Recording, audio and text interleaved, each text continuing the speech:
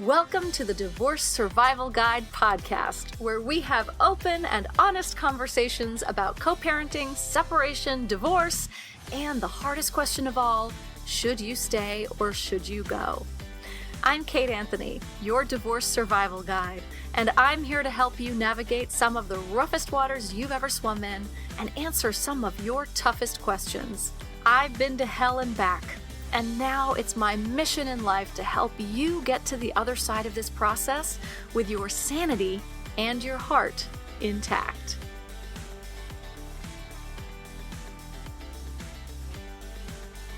Hey everyone, welcome back.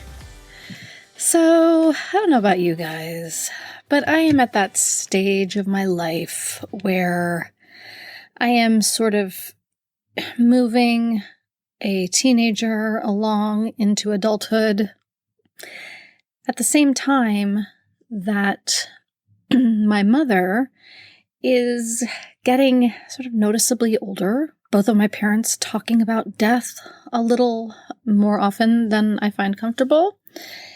It feels like just as I'm about to kind of launch my kid into the world and have a little bit more freedoms in that realm, I'm getting sucked into having to take care of somebody else and looking at sort of the longer term impact. Today, I am really happy to bring you my interview with Laurie James. And Laurie is a mother, she's a caregiver, she's a divorcee turned author, and a transformative coach. And her debut memoir, Sandwiched, a memoir of holding on and letting go, was published on June 23rd. And it's her story about an 8-year period in her life, which just makes me want to oh my God. 8-year period of her life when she suddenly found herself caring for her parents, managing unruly caregivers of her parents, raising 4 daughters, and trying to understand the choices of her husband she thought she knew. So, talk about a whammy. On the other side now, she enjoys coaching women who are searching for happiness and helps them discover what that means to them. She is an active community member and is involved in a youth program for high school students and is an active member of a collaborative giving circle. If you feel sandwiched in this in-between space of learning to let go and hold on all at the same time, I really encourage you to listen to this episode and gain some wisdom from my guest, Laurie James.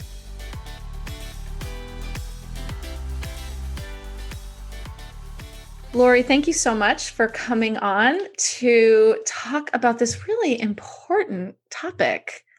Well, thank you, Katie, for having me. I am so excited to be here, and I honestly wish that your podcast was around when I was going through my divorce, and I think you're doing such a service for so many out there. So thank you. Thank you. I hear that a lot. People wish, I don't think we even had podcasts when I was going through my divorce, but right. Yeah, I think podcasts were just starting out because I've been divorced a little over 3 years. So yeah. I've been divorced for 12. So that's, So, all right. So why don't you tell us a little bit about your book and what it means to be part of the sandwiched generation, which you and I are both in. Yes. Well, let me explain the sandwich generation a little bit more for your listeners. And that's really anyone that's in between the ages or that's between 40s and 50s and either have... So Gen X, basically, right? The Gen X. Yeah. And they have at least one kid at home, or they're supporting an adult child outside of the home, and they have at least one parent that's over the age of 65. Yeah, a lot of us. A lot of us. And 50% of the people that are in that demographic are sandwiched with those responsibilities. So it's, as we were talking briefly before, it's a topic that hasn't been talked about a lot. And so I'm hoping that by having this conversation, it brings a little bit more awareness about the importance of us dealing with it and developing some tools for people to manage it because it's not easy. Yeah. And so what is I mean, really what we're talking about is people who are raising children. Yes. And then also at the same time, caring for aging parents. Yes. And this is what makes us sandwiched, right? Yes. We're in the Yes. middle. We're caretakers on both sides. Yes, exactly. And that's what my book is about. It's really about my 8-year period of my life when I was raising 4 teenage daughters. My mother had a heart attack and suddenly needed care at age 75. And to top it off, my marriage was beginning to crumble. And so that shift between your mother, who, for so many of us is such an important lifeline when we're raising our kids, for that to shift. And now all of a sudden you're still raising your kids and now also having to care for your elderly parents is a huge challenge. And it was emotionally difficult to kind of accept. And then on top of it, I went through a period of about 6 years where I was going through all kinds of crazy caregivers. I had the caregiver that was drinking on the job, stealing from us. I had a caregiver that was emotionally seducing my dad, and my dad was giving her cash. There was like hundreds of dollars missing out of their bank account. And then I had another one who decided to tell me that it was time for my mom to die. My mom had dementia and she stopped giving my mom her medication. So, wow. Yeah. And then you throw a husband who is making some choices, and making decisions unilaterally. It was a very challenging time, and I was lost and confused and alone. But what I really did through that time is I took that as an opportunity for me to look inward and address something that I had dealt with most of my life, which was at that point, I was very profoundly lonely, understandably. I was doing this and I was alone. Yeah. But I'd always had a sense of loneliness and a lack of belonging growing up. So what it did is it really gave me an opportunity to address that. So I went into therapy. Desperate times require desperate measures. So I upped my yoga. I was doing some kind of traditional and also alternative healing programs, kind of some woo energy classes, but also traditional, like intense therapy to kind of understand what was going on. And what I ultimately came to was it was really linked to some childhood trauma that I had experienced, right? Right. And which was causing me to stay in an unhealthy a codependent relationship. And once I dealt with that, that's what gave me the power to create a different life for myself. Yeah. I think that's the greatest gift that all of these challenges gives us, right? They give us the opportunity to look inward and look at ourselves, right? We can say it's the caregivers, it's the husband, it's the situation with the parents, it's raising 4 teenagers, right? And it is all of those things. It is all those things, yeah. And also it's rubbing up against trauma that's having you not be able to handle it in the best way possible. So the one thing you have control over is dealing with your own trauma, which nobody wants to do. No. It's really awful. It's hard. I personally know from experience, right? Dealing with trauma is really not fun. No. But it's also the most liberating and it's the necessary evil. It really is. Like you have to walk through that to get to the other side. There's just no way around it. Exactly. It really isn't. And there was a question that came up for me, which you don't have to answer, but it was really sort of present for me when you were talking about all the things that you were going, of the sandwich generation, what we're going through. And most of us are also going through this kind of stuff at the same time as we're going through menopause. Oh, well, yeah. Throw that into the mix. Yeah. Right? And that's not irrelevant. Because you feel like a crazy person on your best day. Right. I know. I was. Yeah. I was, and I think I left that out. I think I need to add that in. I think you do too. Cause I don't think that is not a minor part of this, right? No. Like, No.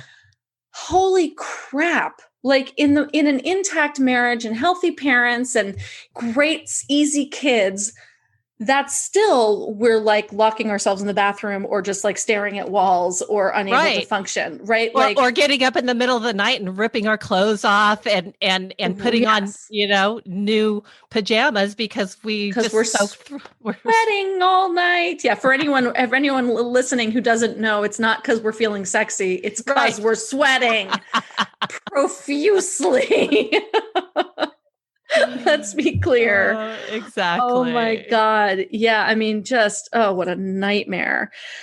So this sort of led you down this path, right, of self-discovery and all of that. But I mean, I just kind of want to talk a little bit more about the experience of that that period of time where you were like dealing with, I mean, really, really big stuff, and then divorce on top of it. Right. Yeah. Your marriage was falling apart or.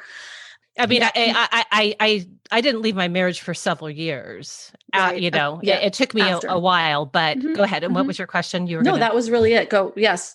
I just was wanted to pull out a little bit more of the story and what was happening. So when all this was happening, I start therapy and I go in to therapy and I'm like, okay, at this point, I probably had been married for maybe 17 years, 18 years, maybe. And I'm like, okay, I am going to fix everything. Here's my list. Right. I'm going to fix everything that's wrong with my marriage because there was no alternative for me. Like that was my belief system. I believed that you stayed married. I believed that you worked through your issues. I believed, this is the other part about it, I created the family and the ideal family that I didn't have growing up because I thought it was going to save me. Yes. Yeah. And it was anything but. Right. So through that process, through those years of therapy and self-discovery, I had to change my belief system. And I had to just rethink everything that I thought to be true. Yeah. So let's talk about that. The loneliness that you were talking about, right? Because I think it feels like that's the thread, right? That is definitely the through thread through my book. Yes. Yeah. That you had this loneliness from a young age.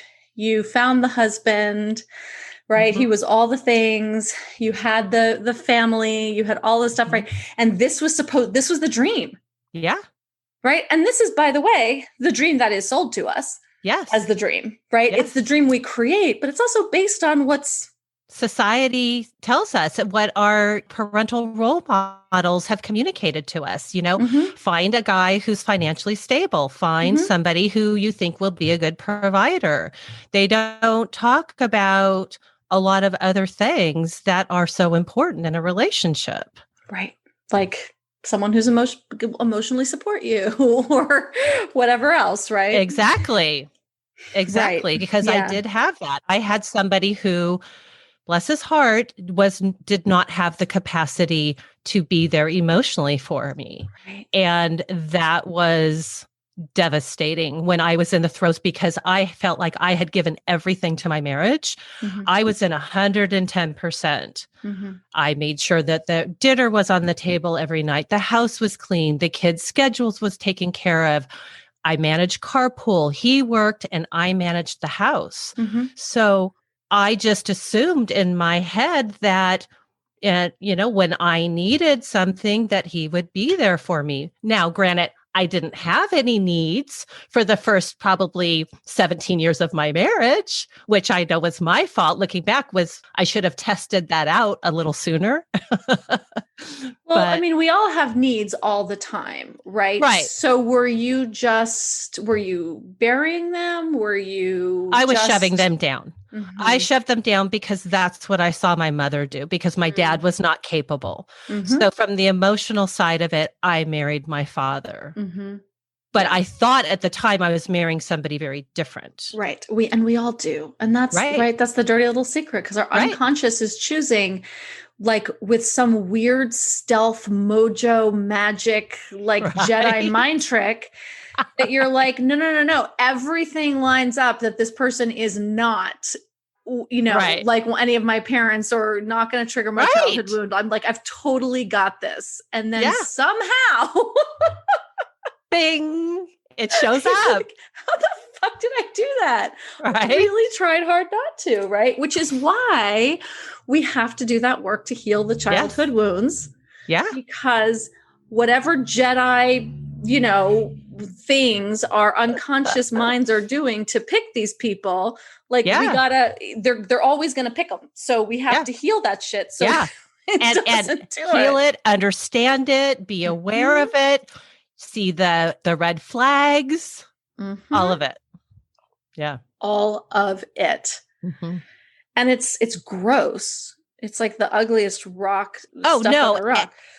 And it's probably the most painful thing that I've done. I mean, because when you're working through that childhood trauma, it's like, it's physical pain that you feel, and it hurts and it's hard, but it's so rewarding if you can muster up the energy to do it. Yeah.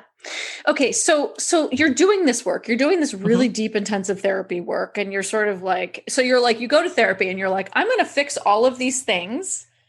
In him. Right. In your own therapy, you're going to learn how to fix him, which first of all is hilarious. Was he going to therapy with you, or was it? We were going to couples therapy, but we were also, and later on we went into individual therapy also. Right. Okay. You're in therapy to fix him. And then you find out it's me. It's you. It's me. I'm like, oh shit, I can only have control over myself. Damn it. Right. And then you have to start doing this really deep work, right? And you're uncovering all this stuff while you're also raising 4 teenage girls who, I don't know about teenage girls, but I'm raising a teenage boy. And it's like being in an abusive relationship. Yeah. Like there's just so much that comes with that. And you're taking care of aging parents with dementia. Yeah. And you're doing this deep work on yourself, and you did not go into an insane asylum. There were moments when I thought I was probably better off. Trust me. I mean, I think my savior was my girlfriends. Yeah. I had, at the beginning of this, I really worked hard to cultivate a good group of girlfriends. And I had a couple, but I kind of expanded that tribe, and I would go for walks with them. I would drink wine with them and lament. And I'm so indebted to them for being there and listening to me for my stories. And I cried a lot and I laughed a lot because like some of the caregiver stuff and some of the things were happening. It was like, I couldn't make this shit up if I tried. Like, this is out of a movie. Like, when did this become my life? Right. Exactly. So how did you, well, I mean, I guess that's how you did it, right? Like you were in therapy and you had your friends. And I mean, I think there's, go ahead. No, go on. I was just going to say, part of it was slowly accepting it. And it took time, accepting my mom's state, and that she was never going to be there for me again. And it was always going to be this way. It was also accepting my marriage for what it was. Right. And then it was about learning more the importance of self-care. Right. Okay, and taking care of myself and doing what I needed to do, because I didn't, outside of my girlfriends, I didn't have any other emotional support. I have 2 older brothers. They were not able to be there. Oh, let's throw one other thing on top of it. My oldest brother is a drug addict. Great. Yeah. Awesome. So we've got that too. Yeah, it's great. And my middle brother, he somewhat divorced our family early on. Okay. So great. I'm in this alone. And it was hard. I spent 5.5 years in therapy. I tried to leave my marriage twice. It took me the third time to finally leave my marriage. Yeah. because there were times when my mom was on hospice and my marriage was in a really bad state, but I didn't have the strength to think about losing my marriage and my mother in the same year. As right. And I think that is an act of radical self-care right there. To say, I have a limit, right? Yeah. I mean, we talk about self-care, and I think that the conversation around self-care is shifting culturally, and I'm glad about it, especially for women, right? It's not getting a massage and getting a mani-pedi. No. It's looking at the reality of your situation and saying, I actually cannot emotionally afford to lose my mother and my marriage at the same time. Yeah. Right. And making that choice. And then there was another time when, so my youngest are a set of identical twins, and they were juniors in college and juniors in high school, and they both had various health issues. And literally I told my ex-husband I wanted a separation. And then literally the next day, one of my daughters is having this panic attack and hyperventilating. And I was like, I have to put my kids first. I am the adult here. Right. I have to put my kids first. So once everything kind of settled, I had done some more work on myself. I gave my marriage a little bit more time to see if it was going to survive. My mom got off hospice. She was stable. And that's when I finally pulled the trigger. And what was was there a final straw, or was it just, it's time? The kids my twins had left for college. We moved them in August, and it was kind of the same arguments, the same fights repeatedly. And we didn't have that buffer. Like, they were my buffer.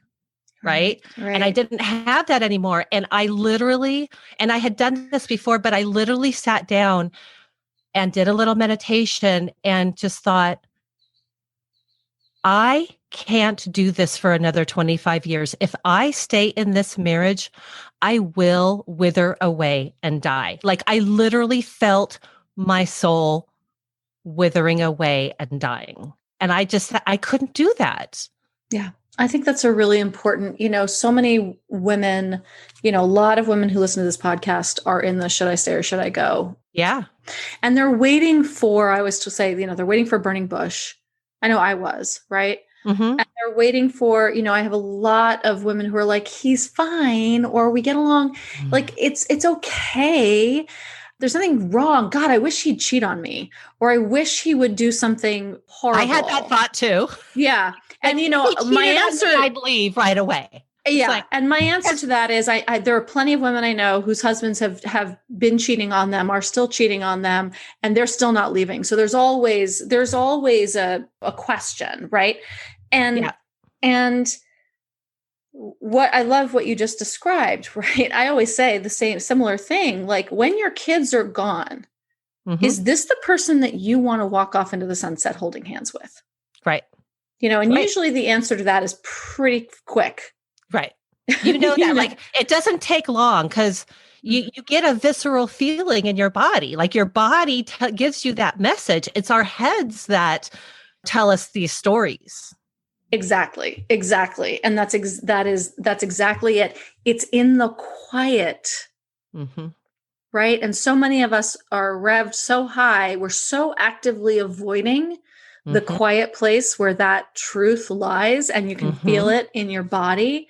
And then immediately on top of it, you get that, even if you do sit and get that clarity, immediately on top of it, it is your head, it's your inner critics, it's all the chitter chatter. Well, but that's, you're selfish, or, blah, blah, blah, blah, blah, blah, blah, blah, blah, right? Right. Exactly. I did that for years. Right. Yeah. And most of us do. Yeah. Most of us do, until the clarity becomes bigger than that.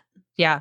And I think for me, I literally, the night before I did it, I couldn't sleep. I cried all night, and I just sat there and told myself, I need to get the strength and courage to do this. I know what it is I need to do.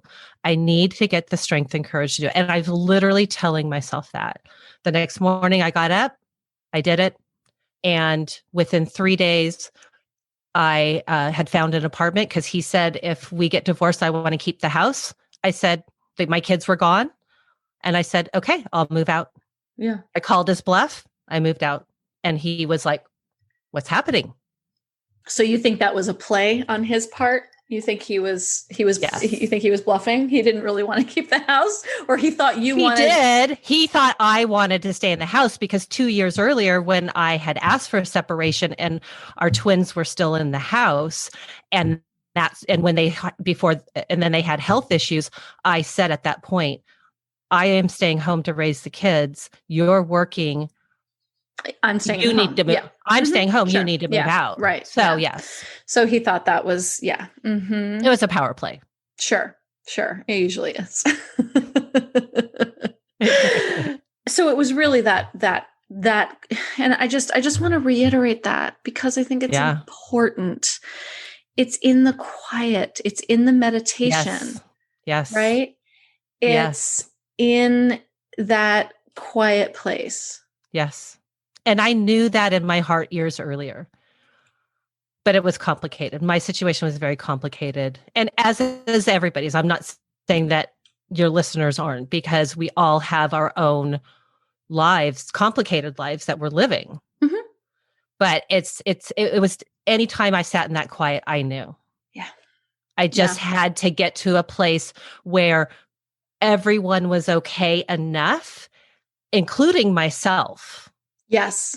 To be able to do that. Right. Exactly. And I think that I want to also point out that you put your kids first when your daughter was having panic attacks. And we often talk about like, I need to stay in my marriage for my kids. Right. And there's significant research that shows that that's actually not a thing.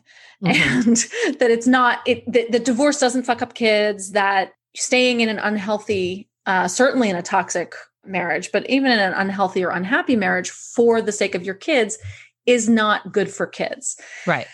However, when you have a child who's having medical or psychological issues, at the point at which you're going to do this, like your choice to pull the plug on that, I think was completely valid. Right. Yeah. And so I just want to differentiate and distinguish, I think, because I think that's really important. Yeah. As long as you're not being abused.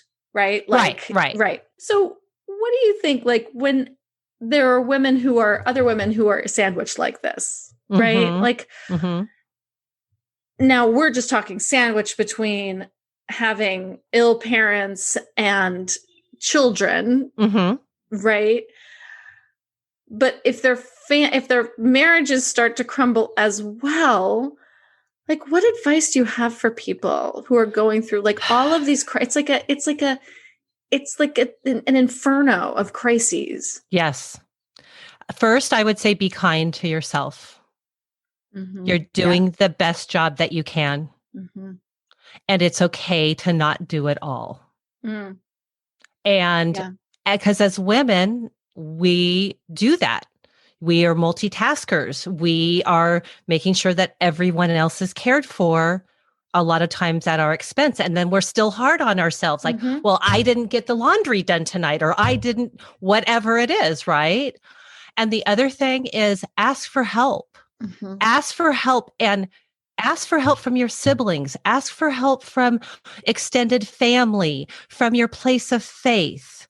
There's all kinds of services out there. There's wonderful podcasts also about caring for aging parents that I'm discovering.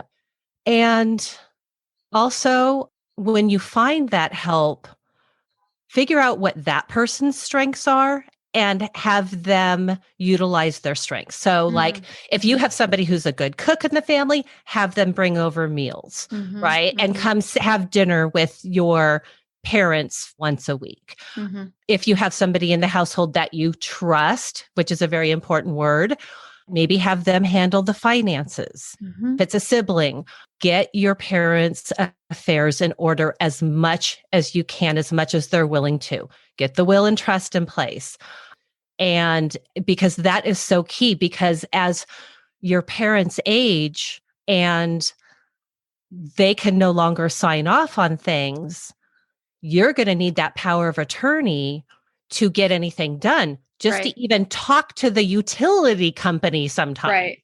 And by the way, for anyone who doesn't have like 8 parents, we all have, if we have parents that are aging but aren't at a critical point, like get the power of attorney now. Yeah. Yeah. Right. That's something. I have power of attorney over my mom's estate. I'm not going to use it until I have to. Of course. But I have it before she becomes incapable of giving it to me. Right. So, exactly. And also go through it. Like, what are their wishes? Like, how do they want to?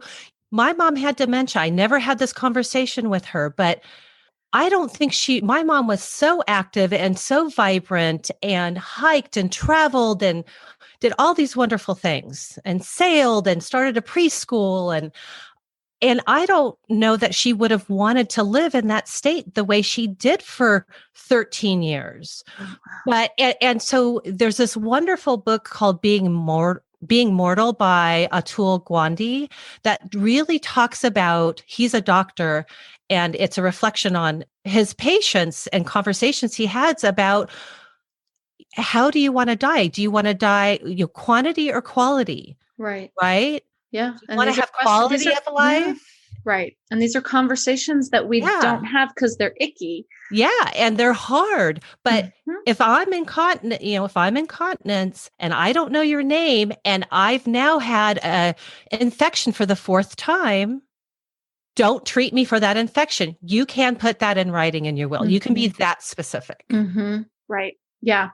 Yeah. And these are conversations, God love her. My mom has everything. I mean, advanced directives, like so lucky. Everything. Yeah. And she's constantly wanting to talk to me about these. And I find myself being like, can we not? Right. Give me the piece of paper. I'll read it when I have to. Right. Right. But more and more, like she comes to me and she's like, so now listen, she's turning 80 this year. So she's vibrant and healthy and all of the things, but she's also turning 80. So she's like, now listen, at my funeral, I want to make sure. And I'm like, and part of me is like, bitch, you can't be controlling that. Right. Right.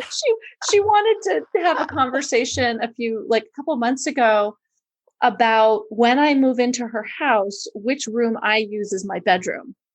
And I was like, you can't control that. She's very controlling. So I was like, you cannot control that. And I'm like, you're going to haunt me. You're literally going to haunt me. And she's like, well, I'm just saying that if you,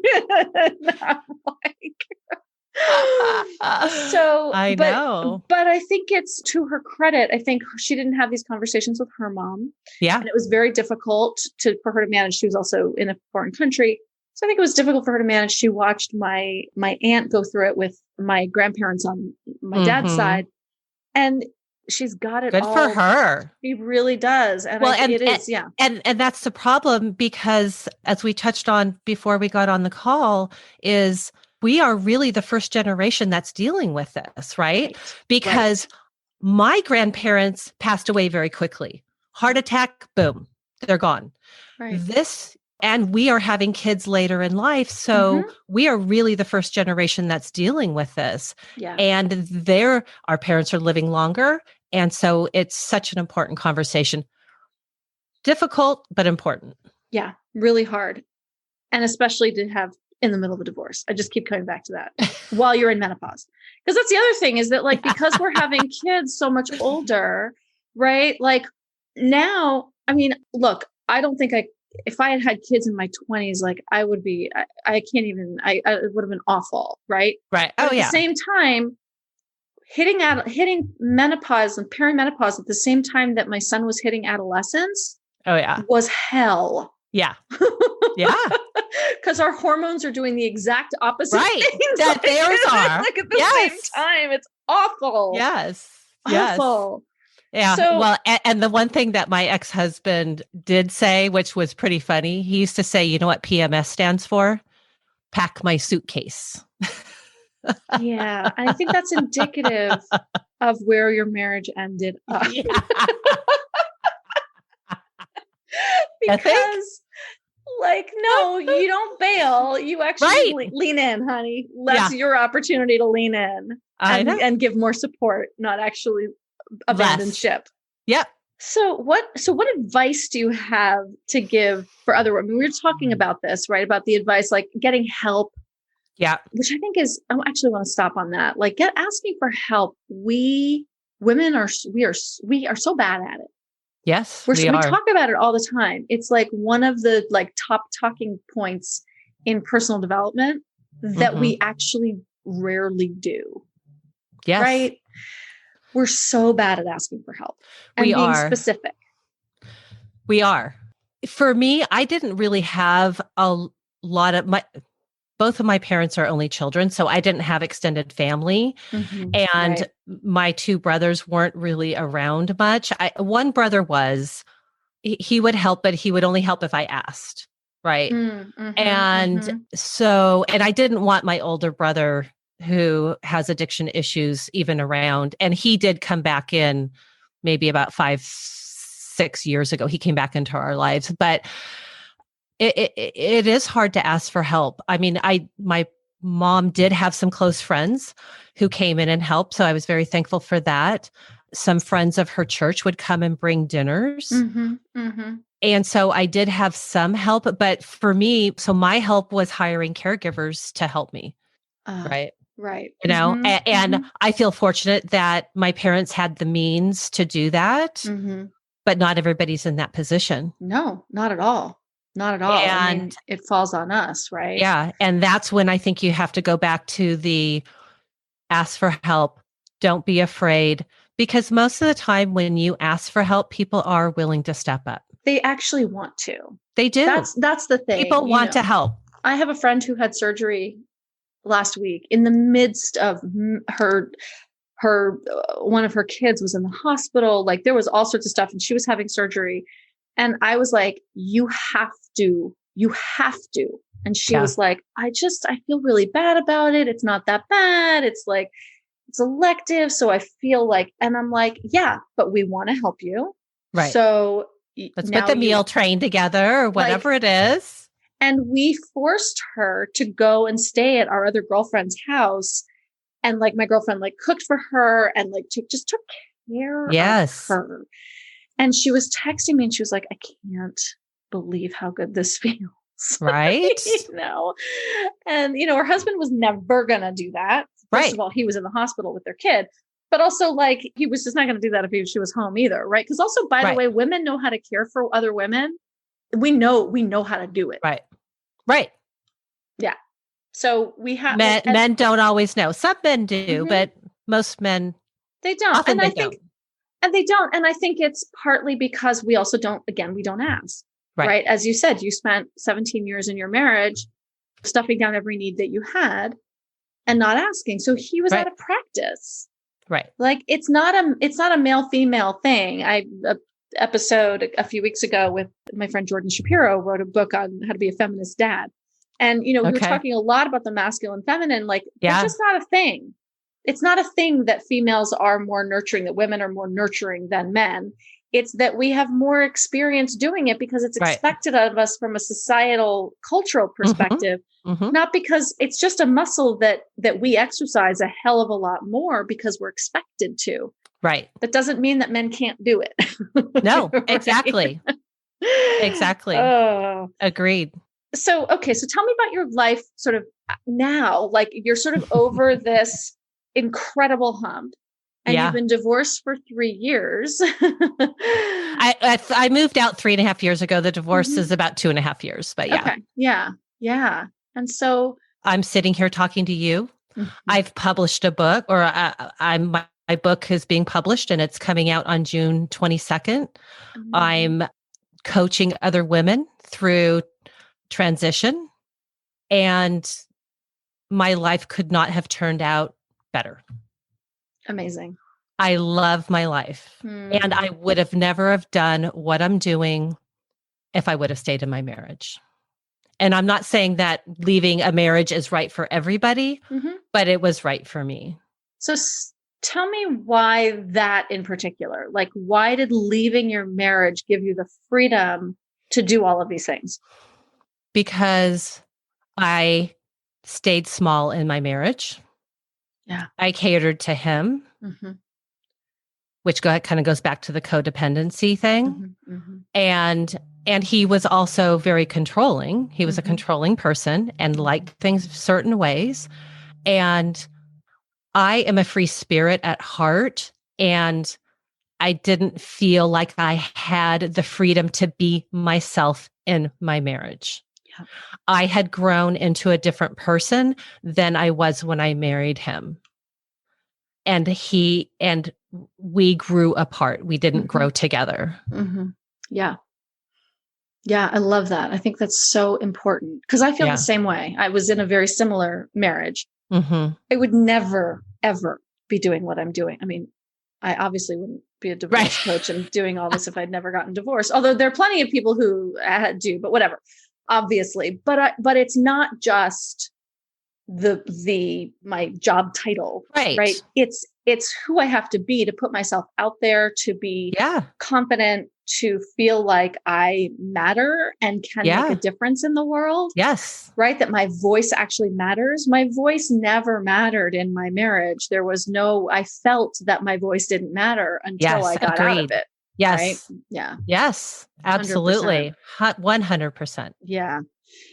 Oh my goodness. So, all right. So tell, where can people find you and what's the coaching that you're doing before we go there? Tell me about the coaching that you're doing. So I'm working with women who are just going through transformation or are just looking for more happiness in their lives, and it doesn't necessarily mean they're going through a divorce, but I'm working with a lot of women who are wanting to kind of change their business, just seeking general happiness. And I'm really enjoying that. I'm looking forward to continuing that and maybe developing into more of like a program or a group kind of offering.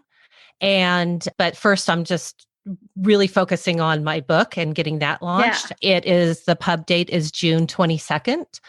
You can pre-order it on Amazon or IndieBound. And you can find me at Instagram at Laurie.James or my website at Laurie, LAURIEE, James.com or on Facebook, Laurie James Author. Awesome. Thank you so much, Laurie, for coming on. Oh my God. Thank you so much for having me. And I highly recommend the book. And I think that this whole conversation about being in the sandwich generation, sandwich Gen X is really important. And I hope we do start hearing a whole lot more about it. Yes, I do too. Thank you so much. Thanks for tuning in to another episode of the Divorce Survival Guide podcast. If you like what you hear, head on over to Apple Podcasts or wherever you listen in and leave me a review. And don't forget to follow me on Instagram at the Divorce Survival Guide. I'll see you next time. And until then, remember, you, my love, deserve to be happy.